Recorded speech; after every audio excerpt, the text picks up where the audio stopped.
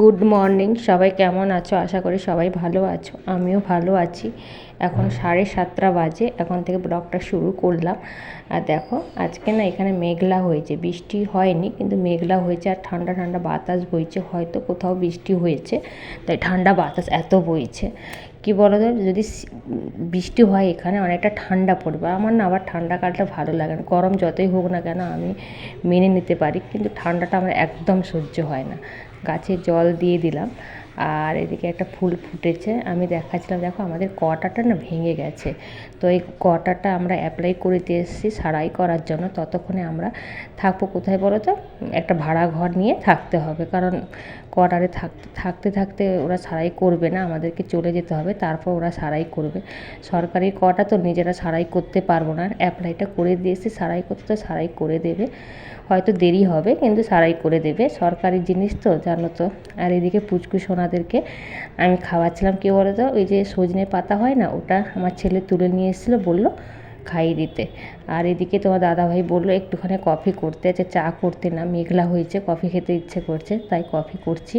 এদিকে চিনি আর কফিটা দিয়ে, আর চিনিটা গুঁড়ো করে রেখেছিলাম তাই আর দুধের মধ্যে দেইনি, কাপে দিয়ে দিয়েছিলাম আর দুধ দিয়ে ওকে কফিটা বানিয়ে দিচ্ছি। আর আমি তো জানো দুধ খাই না, তাই আমার জন্য লিকারটা বানাবো, বসাইনি এখনও, বসাবো। ওকে চাটা দিয়ে আসার পর, কফিটা দিয়ে আসার পর আমি বসিয়ে দেবো। আর এখানে চা কফি সব খেয়ে আসার পর তোমার দাদাভাইকে বাজারে পাঠিয়েছিলাম। কি বলো তো, এখানে আমাদের সামনে একটা বাজার আছে, কোয়ার্টারের সামনে, ওইখানে না অনেক বড় বড় মাছ পাওয়া যায়, খুব ছোট ছোট মাছ বা সমুদ্রের মাছ এগুলো পাওয়াই যায় না, বলতে গেলে খুব কম পাওয়া যায়।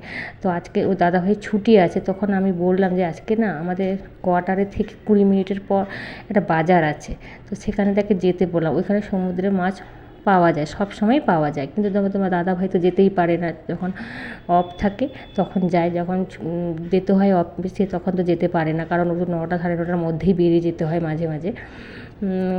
তারপরে দেখো এই যে কত রকমের মাছ নিয়ে এসে, সব সমুদ্রের মাছ। আর আমরা না সমুদ্রের মাছটা, আমি বিশেষ করে মাছটা সমুদ্রের মাছ খেতে ভালোবাসি, কেন বলতো আমার শ্বশুর বাড়ি বা বাড়ি সব সমুদ্রের কাছাকাছি, তাই আমার সমুদ্রের মাছটা খেতে ভালো লাগে। এখানে এসে এত সমুদ্রের মাছ পাওয়া যায়, যখনই দেখতে পাই তোমার দাদাভাই বলো আমি দেখতে পেলে নিয়ে চলে আসি। দেখো আর এতগুলো মাছ নিয়েছে, 1 সপ্তাহের মতন হয়ে যাবে। আর দেখো এখানে ছেলে এইসব মাছ কোনোটাই খাবে না, পাবদা মাছ তো এনেছে, যদি খাবে, নাহলে রুই কাতলা আনবে। আর এদিকে দেখো আমার হাতটা কেটে দেখাচ্ছিলাম, এই প্রথমবার আমি কোয়ার্টারে এসে মাছ কাটছিলাম, নাহলে মাছ তো কেটে নিয়ে আসে। আর আমি রেডি হয়ে গেছি, আজকে আমার বান্ধবী ডেকেছিল, আজকে নিমন্ত্রণ বাড়ি আছে, তাই আজকে রান্না বান্না কিছুই করতে হয়নি ঘরে। আর ওর ছেলে লাড্ডু খেতে ভালোবাসে, তাই লাড্ডুটা নিয়ে যাচ্ছি। আমাদের এইখানে একটা দোকানে না লাড্ডুটা খুব ভালো বানায়, তখন ওর ছেলে বলে আন্টি যখনই আসবে ওই লাড্ডুটা নিয়ে আসবে, তো ওই লাড্ডুটা নিয়ে যাচ্ছি। বান্ধবীর বাড়িতে চলে এসেছে, হাজব্যান্ড আগে ঢুকে গেছে আর ছেলে তো আগেই চলে গেছে উপরে। আর আমরা দুজন লিফটে করে যাচ্ছি, আর সিঁড়িতে যেতে ভালো লাগছে না, তাই লিফটে চলে যাচ্ছি। আর কী বলো তো, বান্ধবীর বাড়িতে অনেক দিন আসা হয়নি, তো আজকে যখনই অফ আছে তাই বললাম চলো ঘুরে আসি বান্ধবীর ঘর থেকে। আর ওর ঘরে এই যে চলে এসেছি, সামনে একটা গণেশ আছে, দেখো দরজাতে স্টিকার লাগিয়েছে।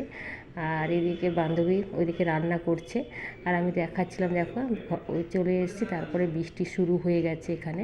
আর দুপুরে খাওয়া দাওয়া করে নিয়ে একটু বিশ্রাম নিয়ে সন্ধ্যার সময়, এখন 5:30 মতন বেজে গেছে, বাড়ি যাওয়া হয়নি। এই তোমার দাদাভাইয়ের জন্য চা দিয়েছে, আমি তো চা খাই না। আর বাড়িতে এসে সন্ধ্যা দিয়ে দিচ্ছি, কারণ 6টা বেজে গেছে এখন, সন্ধ্যাটা দিয়েছি এখন। আজ এইটুকু, দেখা হবে নেক্সট ভিডিও, ততক্ষণ তোমরা সুস্থ থাকো, টাটা।